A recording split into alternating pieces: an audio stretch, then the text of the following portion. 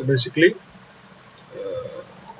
If female parent produces unisexual flowers, ठीक है, अगर फीमेल पेरेंट क्या है सिर्फ यूनिसेक्सुअल फ्लावर दे दो, there is no need for emasculation. अगर फीमेल सिर्फ क्या करे यूनिसेक्सुअल फ्लावर मतलब सिंगल ही उसके ऊपर क्या हो वो हो फीमेल फ्लावर हो, तो बेसिकली वो उसमें क्या है इमैस्कुलेशन की कोई नीड नहीं है। The female flower bud are bagged, basically जो फीमेल फ्लावर की बड है उसको बैग किया जाता है before the flower open, basically flower के ओपन होने से पहले उसको बैग कर लिया जाता है। तो when the stigma becomes receptive, pollen is carried out using the desired pollen and flower is rebagged। Basically जब स्टिग्मा क्या हो जाता है रिसेप्टिव हो जाता है, ठीक है, उससे क्या करते हैं पोलिनेशन कराते हैं, मतलब पोलन ले आते हैं डिजायर्ड पोलन जो अपने को चाहिए, और फ्लावर को क्या करते हैं दोबारा उसकी रीबैगिंग कर देते हैं, ठीक है। उसके बाद आता है हमारे पास डबल फर्टिलाइजेशन, ठीक है। तो बेसिकली अभी क्या है कि जब पोलन एंटर कर जाती है ओव्यूल के अंदर, ठीक है, एम्ब्रियो सैक के अंदर एंटर कर जाती है, तो उसके बाद वो दो फर्टिलाइजेशन करती है। तो कुछ में तो क्या है एक मेल गैमेट होता है, कुछ में क्या है दो मेल गैमेट और एक वेजिटेटिव, एक 3 सेल स्टेज होती है। तो जो 3 सेल स्टेज है उसके अंदर क्या होती है एक स्पेशल इवेंट होता है जिसको क्या बोलते हैं हम डबल फर्टिलाइजेशन बोलते हैं, ठीक है, क्योंकि उसमें दोनों के दोनों मेल गैमेट्स क्या करते हैं। तो basically after entering one of the synergid the pollen tube releases 2 male gamete. Basically synergids में एंटर करने के बाद जो पोलन ट्यूब है वो क्या रिलीज करती है 2 मेल गैमेट रिलीज करती है, किसमें साइटोप्लाज्म में रिलीजेस 2 मेल गैमेट, किसमें साइटोप्लाज्म किसके सिनर्जिड के। तो one of the male gamete move towards egg cell, basically एक मेल गैमेट क्या कहाँ एंटर करता है एग सेल के अंदर and fuses with its nucleus, उसके न्यूक्लियस के साथ फ्यूज करता है and complement cod completing the syngamy. Basically एक मेल गैमेट क्या करता है एग की तरफ मूव करता है और उसके साथ क्या करता है सिनगैमी करता है, मतलब उसके साथ जुड़ता है। The result in formation of diploid cell that is called zygote, और एग के साथ जुड़ के क्या बना लेता है जाइगोट बना लेता है। एक मेल गैमेट क्या करता है एग के साथ जुड़ के जाइगोट बना लेता है and the other mail gamete move towards the 2 polar nuclei, और एक किसकी तरफ मूव करता है पोलर न्यूक्लियाई की तरफ मूव करता है जो कि सेंटर में है, और उसके साथ क्या करता है फ्यूज करता है और क्या बनाता है ट्रिप्लॉइड प्राइमरी एंडोस्पर्म न्यूक्लियस बनाता है। क्या बनाता है ट्रिप्लॉइड प्राइमरी एंडोस्पर्म न्यूक्लियस बनाता है दैट इज PEN, ठीक है। As this involve fusion of 3 haploid nuclei is termed as triple fusion. Basically इसके अंदर क्या है पोलर न्यूक्लियाई के अंदर 2 न्यूक्लियाई है और एक मेल गैमेट के अंदर 1 न्यूक्लियाई है, तो ये फ्यूज करते हैं 3 हैप्लॉइड न्यूक्लियाई, ठीक है। तो इन 3 हैप्लॉइड न्यूक्लियाई के फ्यूजन को क्या बोलते हैं हम ट्रिपल फ्यूजन बोलते हैं, ठीक है। तो since 2 types of fusion, basically 2 तरह की फ्यूजन होती है, ठीक है।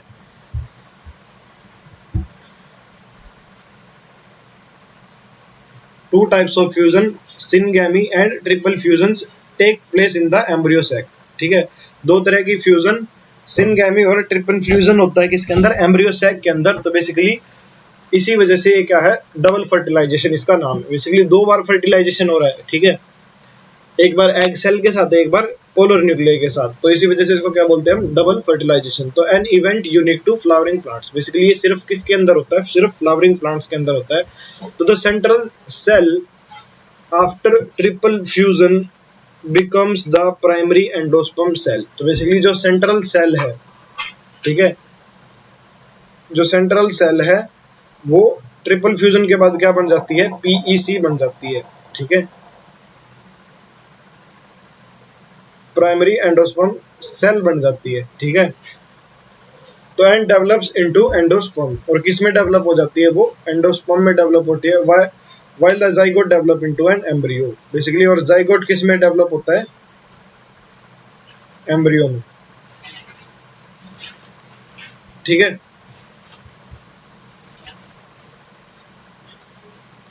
उसके बाद आते हैं हमारे पास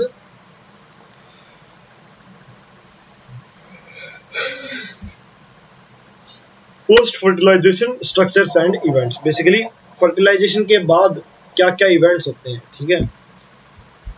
एक तो हमने पढ़ा पहले प्री फर्टिलाइजेशन, उसके बाद फर्टिलाइजेशन, और अब नेक्स्ट क्या है पोस्ट फर्टिलाइजेशन, बेसिकली फर्टिलाइजेशन के बाद, ठीक है।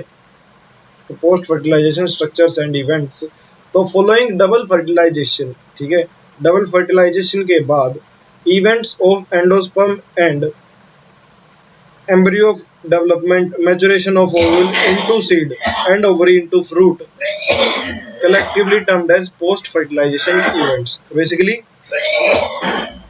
डबल फर्टिलाइजेशन के बाद, ठीक है, जो इवेंट्स हैं एंडोस्पर्म के, उसमें क्या क्या आता है? एक तो embryo development, maturation of ovule, किसमें? ओव्यूल किसमें? सीड में। ओवरी किसमें? फ्रूट में। उसको क्या बोलते हैं? सारे को हम पोस्ट फर्टिलाइजेशन इवेंट्स बोलते हैं। तो फर्स्ट आता है एंडोस्पर्म, ठीक है। तो basically endosperm development precedes embryo development, ठीक है। तो why the primary endosperm cell divide repeatedly and form triploid tissue, ठीक है। तो बेसिकली जो हमारी प्राइमरी एंडोस्पर्म है, ठीक है, वो क्या है? रिपीटेडली डिवाइड करती है और क्या बनाती है? एक ट्रिप्लॉइड एंडोस्पर्म टिश्यू बनाती है।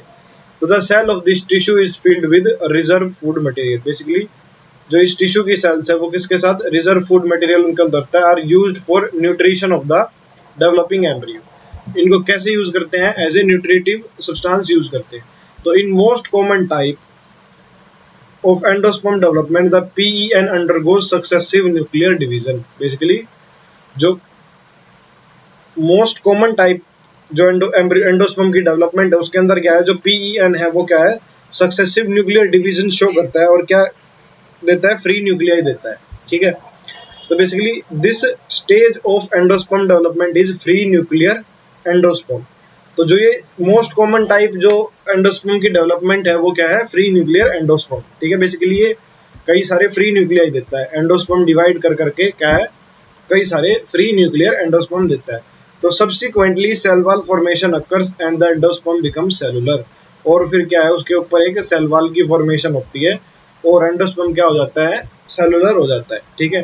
तो the number of free nuclei formed before cellularization varies greatly. तो बेसिकली जितने नंबर ऑफ न्यूक्लियाई बने हैं, ठीक है, बिफोर सेलुलराइजेशन, बेसिकली सेलुलराइजेशन के पहले, ठीक है, वो वेरी करते हैं, ठीक है। तो the coconut water of tender coconut, ठीक है, जो कोकोनट वाटर है किसका? टेंडर कोकोनट का, that you are familiar with is a nothing but free nuclear endosperm. तो बेसिकली जो टेंडर कोकोनट का वाटर है, ठीक है, वो क्या है? फ्री न्यूक्लियर एंडोस्पर्म है, ठीक है। उसके अंदर क्या है? थाउजेंड्स ऑफ न्यूक्लियाई होते हैं and the surrounded with white kernel is a cellular endosperm, ठीक है। और जो व्हाइट कर्नल होता है उसके अंदर वो क्या है? सेलुलर एंडोस्पर्म है, ठीक है। जो उसके अंदर व्हाइट कर्नल है वो क्या है? एक सेलुलर एंडोस्पर्म है, ठीक है। बेसिकली जो लिक्विड है उसी का ही सेलुलराइजेशन होके क्या बनता है? व्हाइट कर्नल बनता है, ठीक है।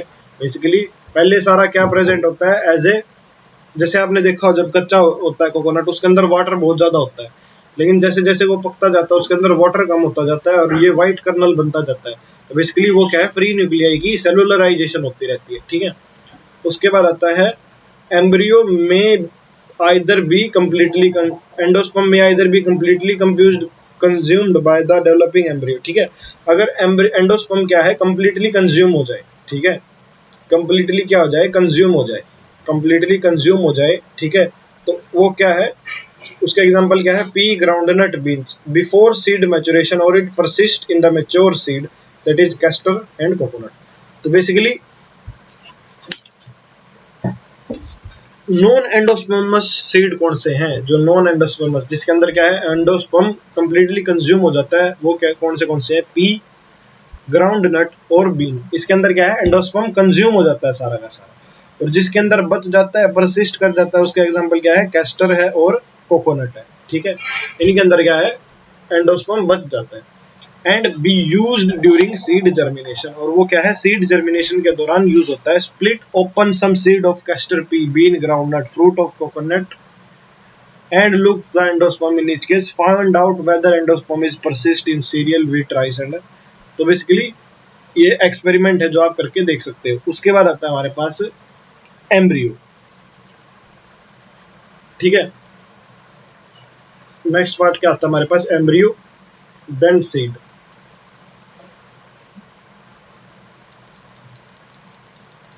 तो बेसिकली एम्ब्रियो पढ़ते हैं अब।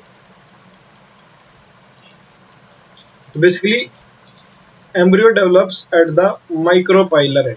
कहाँ डेवलप होता है एम्ब्रियो, माइक्रोपाइल वाले एंड पे, किसके, एम्ब्रियो सैक के।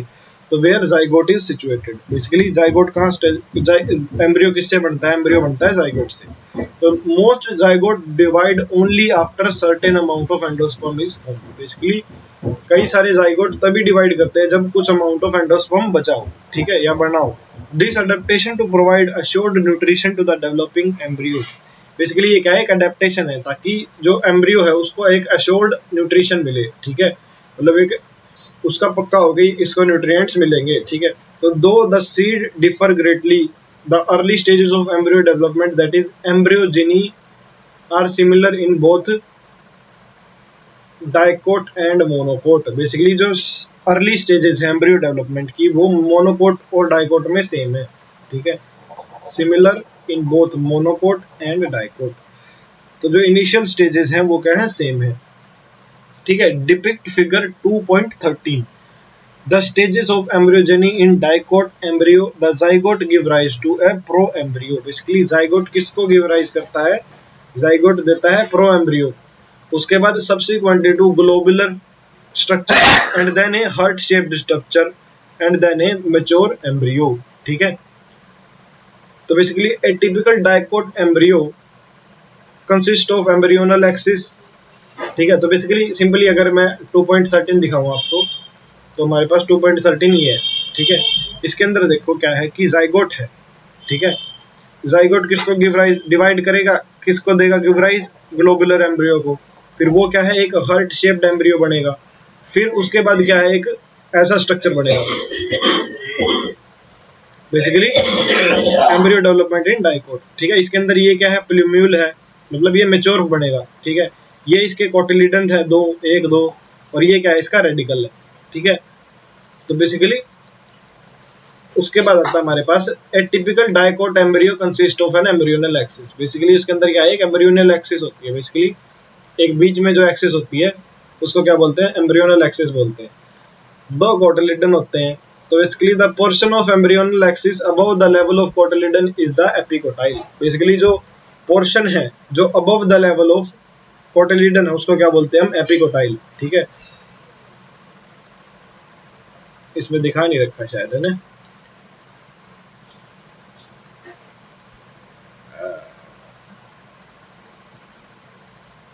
मतलब कोटिलिडन से ऊपर,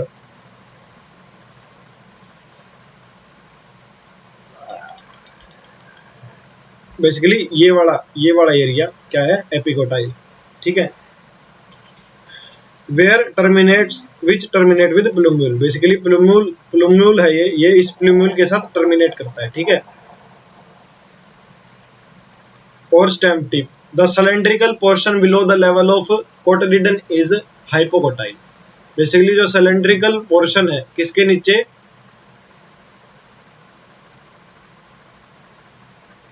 cylindrical portion below the level of cotyledon is hypocotyl. Basically जो कोटिलिडन के लेवल से नीचे है, ठीक है, वो क्या है, हमारा हाइपोकोटाइल है। कोटिलिडन से नीचे है वो क्या है, हाइपोकोटाइल है, जो कि किसके साथ टर्मिनेट करता है, रेडिकल और रूट टिप के साथ टर्मिनेट करता है। जो किसके साथ टर्मिनेट करता है, रेडिकल और रूट टिप पे। तो the root tip is covered with root cap. तो जो रूट की टिप है वो किसके साथ कवर्ड है, वो एक रूट कैप के साथ कवर्ड है। इसके लिए उसके ऊपर क्या है, एक रूट की कैप है, ठीक है। तो the embryo of monocotyledonous possesses only one cotyledon. तो बेसिकली जो एम्ब्रियो है किसका, मोनोकोटिलिडनस का, उसके पास क्या है, सिर्फ एक कोटिलिडन है, ठीक है। In grass family the cotyledon is called scutellum. Basically उसको क्या बोलते हैं हम, स्कूटलम बोलते हैं, ठीक है। बेसिकली ये, ठीक है, इसके पास एक ही है, इसके पास दो हैं, इसके पास सिर्फ एक ही है, ठीक है।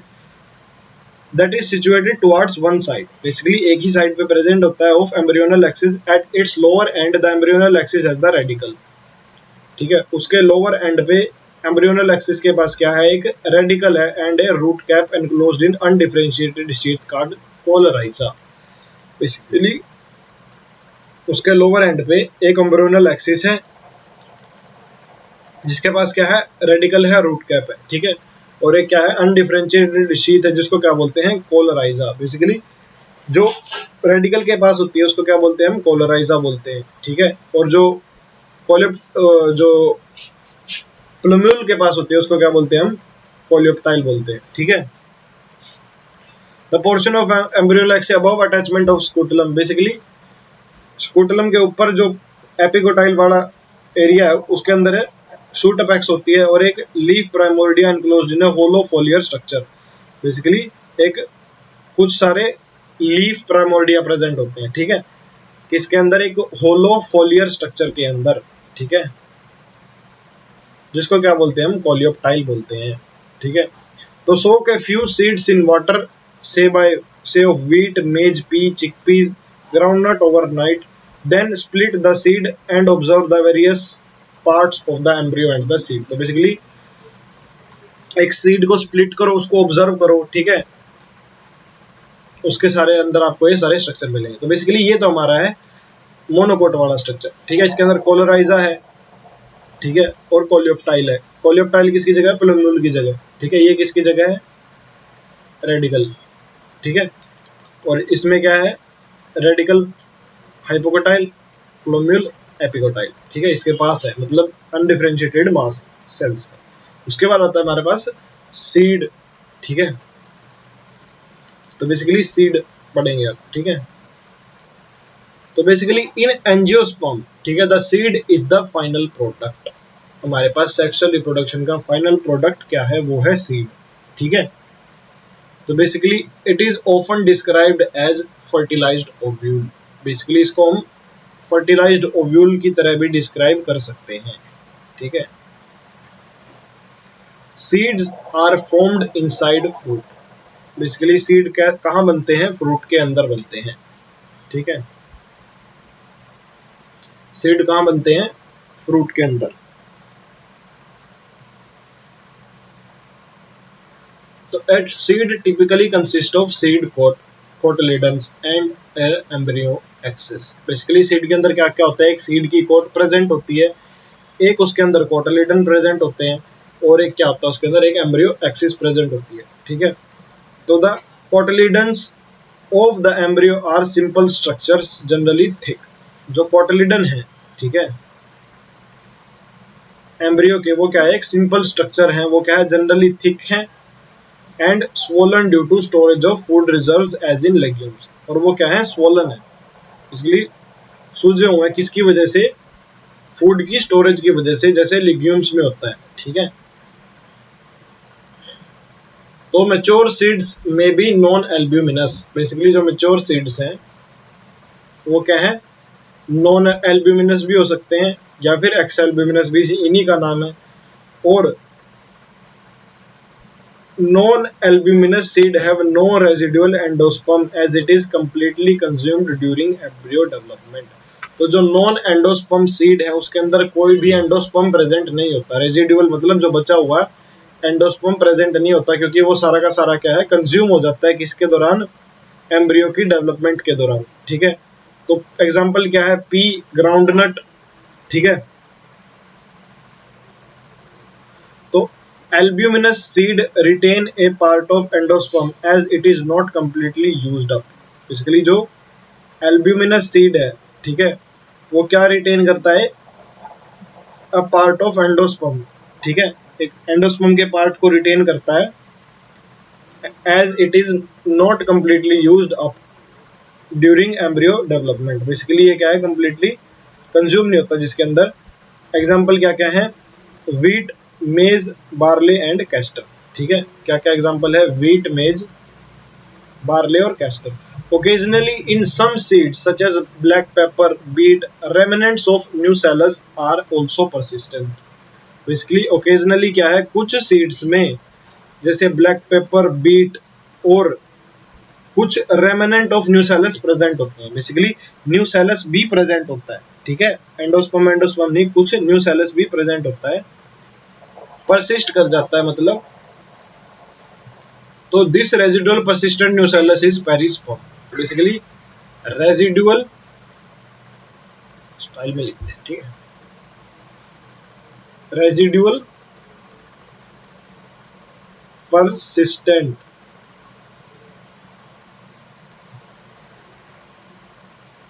न्यूसेलस क्या होता है, पेरिस्पर्म होता है, ठीक है।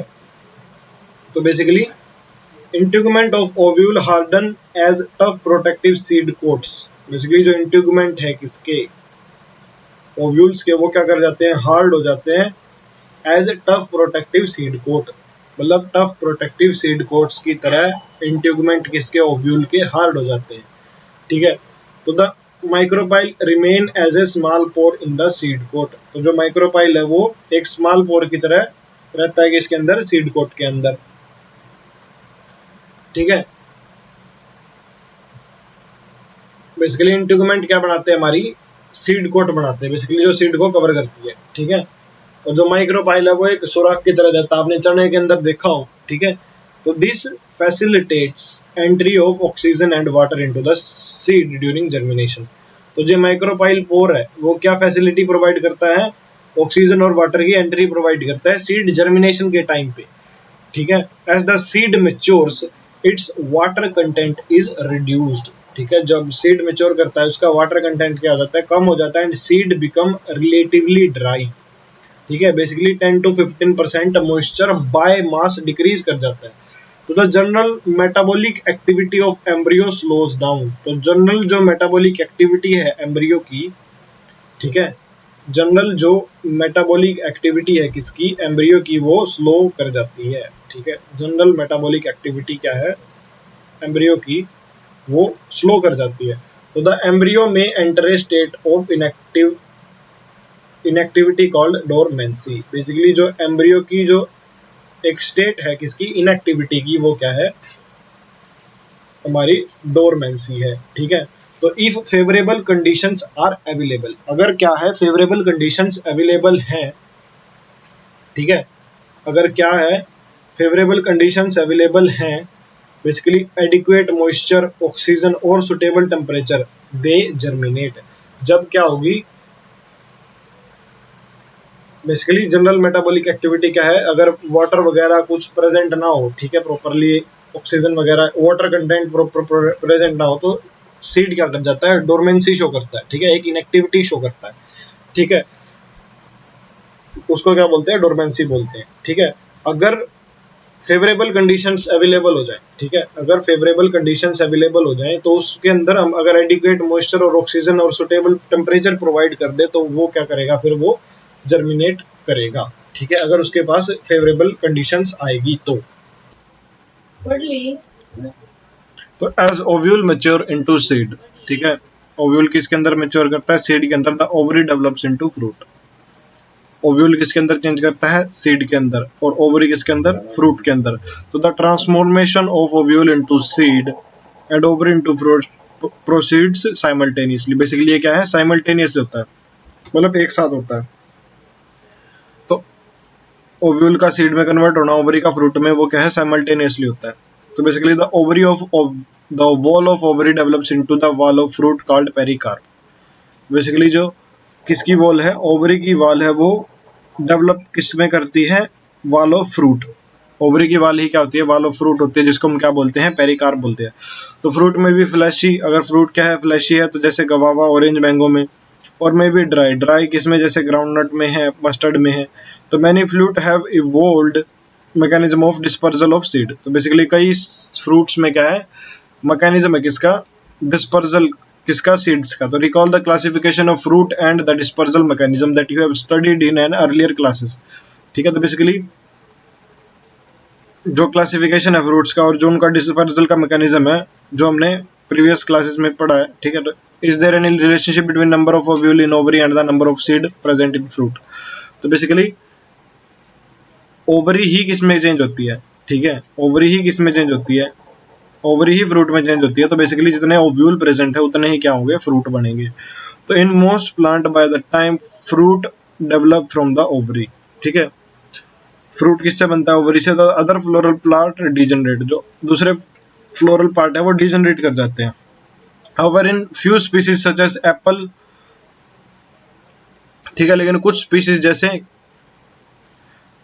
एप्पल है, ठीक है, स्ट्रॉबेरी है, कैश्यू है, ठीक है, उसमें क्या है कि जो थैलेमस है also contribute to the fruit formation. Basically जो थैलेमस है, ठीक है, such fruits are called as false fruit. Basically इनको क्या बोलते हैं, फॉल्स फ्रूट बोलते हैं, क्योंकि इसमें क्या है कि थैलेमस कंट्रीब्यूट करता है किसमें, फ्रूट फॉर्मेशन में, ना कि ओवरी, ठीक है। तो basically most of the fruit however develop from the ovary are called, जो ओवरी से डेवलप करते हैं वो क्या है, ट्रू फ्रूट्स है। Although in most of the species fruit are the result of fertilization, ठीक है, कई स्पीशीज में फ्रूट क्या है, फर्टिलाइजेशन का रिजल्ट है। There are few species in which fruit developed without fertilization, ठीक है, जिनके अंदर विदाउट फर्टिलाइजेशन होता है।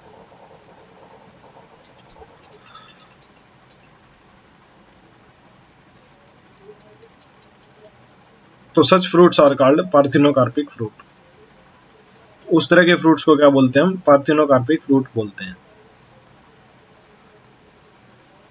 तो बनाना इज वन सच एग्जांपल, बनाना भी क्या है, उनका एग्जांपल है। Parthenocarpy can be induced through application of growth hormones.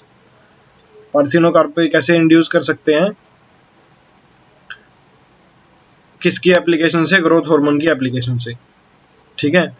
अगर हम ग्रोथ हार्मोन का अप्लाई कर दें तो उससे क्या होगी, पार्थिनोकार्पी होगी, ठीक है। तो such fruits are seedless. Basically वैसे फ्रूट्स क्या होते हैं, सीडलेस होते हैं। तो seeds offer several advantage to angiosperm. Basically seeds की क्या है, कई सारी एडवांटेज होती है, किसके लिए, एंजियोस्पर्म के लिए। Firstly since reproductive processes such as pollination and fertilisation are independent of water. Basically जो रिप्रोडक्टिव प्रोसेसेस है, जैसे पॉलिनेशन है और फर्टिलाइजेशन है, वो क्या है, वाटर के इंडिपेंडेंट होती है। Seed formation is more dependable. Basically seed formation क्या है, ज्यादा डिपेंडेबल है। Also seed have better adaptive strategy for dispersal to new habitat. Basically seeds क्या है, बेटरली एडेप्टिव है, मतलब उसको नई हैबिटेट में डिस्पर्स करने के लिए इजी है। With the help of species to colonise in other area, देखिए अगर स्पीशीज को अदर एरियाज में कॉलोनाइज करना है तो उसके लिए सीड्स बेस्ट है। As they have sufficient food reserve material, young seedling are nourished until they are capable to photosynthesize on their own. Basically young जो है सीड है, उसको तब तक नरिश किया जाता है जब तक वो कैपेबल नहीं हो जाता किसका, फोटोसिंथेसिस का। तो the hard seed coat provide protection to the embryo. जो हार्ड सीड कोट है, ठीक है, वो क्या करती है, प्रोटेक्शन प्रोवाइड करती है किसको, यंग एम्ब्रियो को। तो being product of sexual reproduction they generate new genetic combination leading to variation. Basically being product of sexual reproduction, basically ये क्या है, किसके प्रोडक्ट है, सेक्सुअल रिप्रोडक्शन के प्रोडक्ट हैं।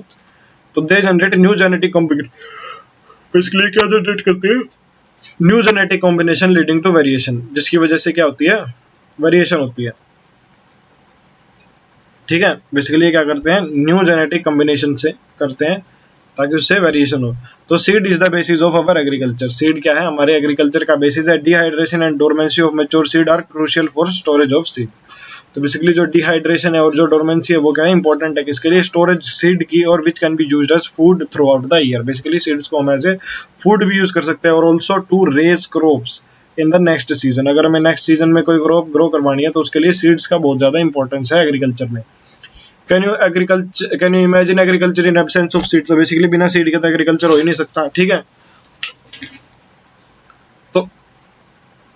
तो which germinate straight away after formation and can not be store. तो how long do seed remain alive. Basically seeds कितनी देर तक अलाइव रह सकते हैं, तो after they are dispersed this period again very greatly. Basically उसके डिस्पर्जल के बाद, ठीक है, ये पीरियड भी क्या है, वेरी ग्रेटली वेरी करता है। तो in a few species the seed lose viability within a few months. Basically कुछ स्पीशीज में क्या है, सीड क्या करता है, अपनी वायबिलिटी लूज करता है कुछ मंथ्स में, ठीक है। Seeds of large number of species live for several years, some seed can remain alive for hundreds of year. कुछ तो क्या है, कुछ ईयर्स तक ही रह सकते हैं, कुछ 100 ऑफ ईयर तक भी अलाइव रिमेन रह कर सकते हैं। तो there are several records of very old yet viable seeds. Basically कई एग्जाम्पल भी है, कोई रिकॉर्ड भी है जो कि बहुत पुराने सीड है और क्या है, अभी भी वायबल है, मतलब अभी भी कैपेबल ऑफ प्रोड्यूसिंग प्लांट है, ठीक है। तो the oldest is the lupine, that is lupinus arcticus excavated from arctic tundra. Basically arctic tundra से इसको एक्सेक्वेट किया गया, मतलब बाहर निकाला गया। किसका सीड है? ल्यूपिन का सबसे ओल्डेस्ट सीड है। तो the seed germinated and flowered after an estimated record of 10,000 year of dormancy. तो बेसिकली जो सीड जर्मिनेटेड है वो क्या है, मतलब 10,000 पुराने सीड 10,000 सालों तक वो डोरमेंसी में था। A recent record of 2,000 year old viable seeds of date palm. Basically 2000 साल पुराना सीड जो कि अभी भी वायबल है, वो किसका है? डेट पाम का। फियोनिक्स dactyliferra discovered during archaeological excavation at King's Herod's Palace near the Dead Sea। ठीक है। तो basically after completing a brief account of sexual reproduction of flowering plant, it would be worth attempting to comprehend the enormous reproductive capacity of some flowering plant by asking the following question। So basically अगर हमें किसी की reproductive capacity calculate करनी है तो उसमें how many eggs are present in embryo sac, ठीक है। How many embryo sac are present in ovule, how many ovule are present in ovary, and how many ovaries are present in a typical flower. तो how many flowers are present on a tree and so on. तो basically इन सब चीजों से हम क्या है, किसी की कैपेसिटी बता सकते हैं, उसकी रिप्रोडक्टिव कैपेसिटी कितनी है, ठीक है। तो can you think of some plants in which fruit contain very large number of seed, ठीक है। जैसे लेमन है, ठीक है। Orchid fruit are one such category and each fruit contain thousand of tiny seeds. Basically orchid fruit के अंदर क्या है, कई सारे टाइनी, ठीक है। ऑर्चिड्स के अंदर क्या है, कई सारे टाइनी सीड्स प्रेजेंट होते हैं, ठीक है। Similarly in case of fruit from parasitic species like orobanche and striga, तो have you seen a tiny seed of ficus? How large is the ficus developed from the tiny seed. Basically कितना ficus कितना बड़ा हो जाता है एक छोटे से सीड से। How many billion seed does each ficus tree produce? Can you imagine any other example in which a tiny such tiny structure can produce such large biomass over the years. तो basically ये सारे क्या है, आप seeds के ऊपर search कर सकते हो या उसके बारे में डिस्कवर या कुछ भी कर सकते हो। उसके बाद आता है एपोमिक्सिस एंड पॉलीएम्ब्रियोनी। तो basically although seeds in general are product of fertilisation. Basically generally seeds क्या है, एक प्रोडक्ट ऑफ फर्टिलाइजेशन है। लेकिन a few flowering plants such as some species of Asteraceae and grasses have evolved special mechanism to produce seed without fertilisation. Basically seeds क्या है, without fertilisation भी develop किए जा सकते हैं।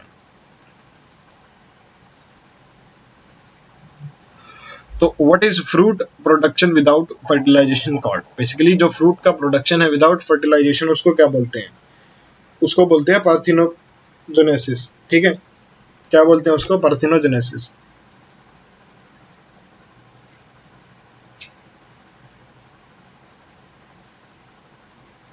तो दस apomixis is a form of asexual reproduction. क्या है? एक एसेक्सुअल रिप्रोडक्शन है that mimics sexual reproduction। ये क्या है, सेक्सुअल रिप्रोडक्शन को सिर्फ मिमिक करती है। तो there are several way of development of apomictic seed. In some species the diploid egg is formed without reduction division। कुछ स्पीशीज में क्या है, जो डिप्लॉयड एग सेल है वो बिना रिडक्शन डिवीजन के and develops into the embryo without fertilization। Basically कुछ स्पीशीज में क्या है, जो डिप्लॉयड एग सेल है वो बनती है बिना रिडक्शन डिवीजन के। जो डिप्लॉयड एग सेल है वो क्या बनती है, बिना रिडक्शन डिवीजन के, and develops into the embryo without fertilisation. और एम्ब्रियो में डेवलप करती है बिना फर्टिलाइजेशन के।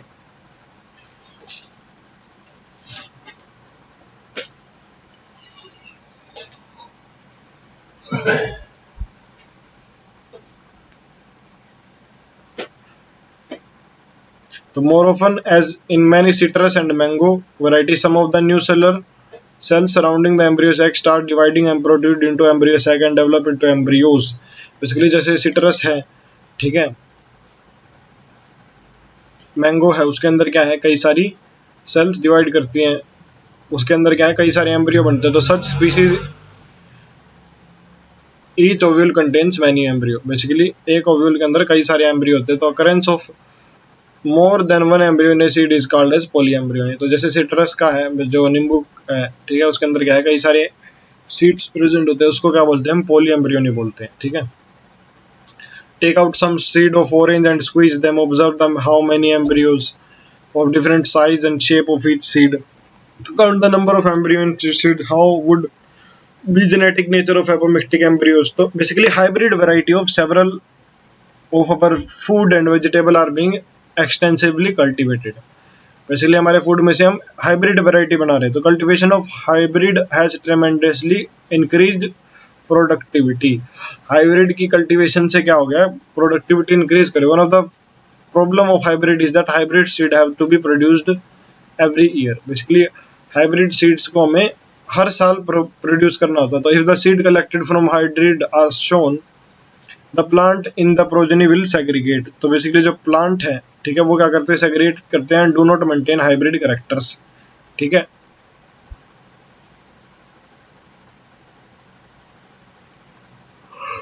तो production of hybrid seed is costly. Basically जो प्रोडक्शन है हाइब्रिड सीड्स की वो क्या है, कॉस्टली है। Hence the cost of hybrid seed become too expensive for the farmers. तो जो कॉस्ट है हाइब्रिड सीड की वो क्या है, बहुत ज्यादा महंगी है। तो if these hybrid are made into apomictic there is no segregation, ठीक है। अगर यही हाइब्रिड हम क्या किस में करते हैं, एपोमिक्टिक करते हैं, तो उसमें कोई सेग्रीगेशन की जरूरत नहीं है,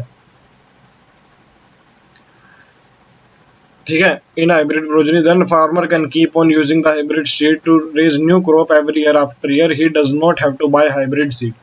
बेसिकली उसको बार बार क्या है, हाइब्रिड सीड्स बाय करने की जरूरत नहीं पड़ेगी। Because of the importance of apomixis in hybrid seed industry, active research is going on in many laboratory around the world to understand the genetics of apomixis. Basically अभी तक apomixis की genetics का हमें पता नहीं चला, and to transfer apomictic genes to hybrid varieties, ताकि हम apomictic के जो genes हैं उनको hybrid के अंदर ट्रांसफर कर सकें, ठीक है। Chapter done.